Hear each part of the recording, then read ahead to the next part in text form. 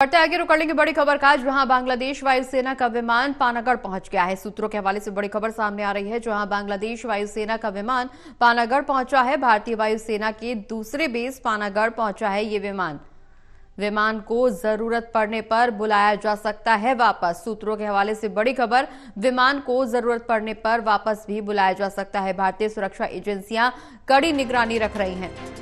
सुबह करीब 9 बजे हिंडन एयरबेस से उड़ान भरी थी और बांग्लादेश वायुसेना का विमान पानागढ़ पहुंचा है। भारतीय वायुसेना के दूसरे बेस पानागढ़ पहुंचा है ये विमान को जरूरत पड़ने पर वापस भी बुलाया जा सकता है।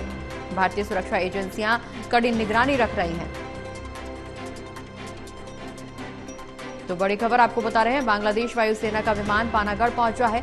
ज्यादा जानकारी के लिए हमारे साथ हमारे associate editor Pradeep Kumar ji phone line पर जुड़े हुए। प्रदीप जी, बांग्लादेश वायुसेना का विमान पानागढ़ पहुंच गया है। भारतीय वायुसेना दूसरे बेस पानागढ़ में यह विमान पहुंचा है। चूंकि भारतीय सुरक्षा एजेंसियां पूरे मामले में निगरानी रख रही हैं, सुरक्षा बढ़ती जा रही है, लेकिन इस बीच ये बेहद बड़ी खबर।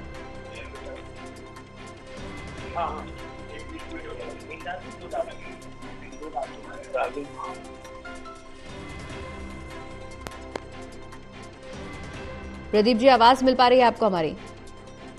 तो एक बार फिर से बातचीत करने की कोशिश करेंगे प्रदीप जी से, लेकिन इस बीच बड़ी खबर आपको बता दें, जहां भारतीय वायुसेना के दूसरे बेस पानागढ़ पहुंच गया है विमान को जरूरत पड़ने पर वापस भी बुलाया जा सकता है। भारतीय सुरक्षा एजेंसियां कड़ी निगरानी रख रही हैं। सुबह करीब 9 बजे हिंडन एयरबेस से उड़ान भरी थी। बांग्लादेश वायुसेना का विमान पानागढ़ पहुंच गया है। ज्यादा जानकारी के लिए हमारे साथ एसोसिएट एडिटर एक बार फिर से जुड़ गए प्रदीप जी, बांग्लादेश वायुसेना का विमान पानागढ़ पहुंचा है, क्या कुछ मौजूदा स्थिति?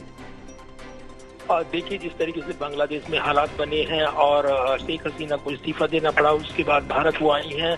कल जिस तरीके से जो हिंडन एयरपोर्ट पर उनका जो विमान लैंड किया था, उसके बाद वहां पर एनएसए अजीत डोभाल ने भी मुलाकात की थी।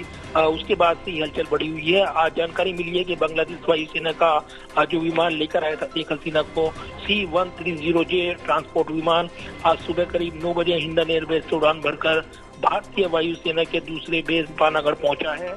विमान को जरूरत पड़ने पर कभी भी वापस बुलाया जा सकता है, जबकि ये जानकारी मिल रही कि वो लंदन जा सकती हैं शेख हसीना। हालांकि वहां भी राजनीतिक शरण को लेकर फैसला नहीं हुआ है। तो भारतीय सुरक्षा एजेंसियां लगातार निगरानी कर रही हैं पूरे हालात पर, और इस बीच उनके निर्णय का इंतजार है। इस बीच ये पूरा जो घटनाक्रम हुआ है और जिस तरीके से बांग्लादेश में हालात बिगड़े हैं, उसको लेकर केंद्र सरकार की लगातार नजर बनी हुई है। आज भी विदेश मंत्री एक्टिव मोड में दिखाई दिए हैं। सर्वदलीय बैठक हुई है, विपक्षी नेताओं को के साथ चर्चा हुई है, और साथ ही अब विदेश मंत्री एस जयशंकर संसद के अंदर भी बयान देने वाले हैं। 3:30 बजे वो सदन के अंदर बांग्लादेश हालात पर बयान देने वाले हैं। जी चलिए, बहुत बहुत शुक्रिया प्रदीप जी।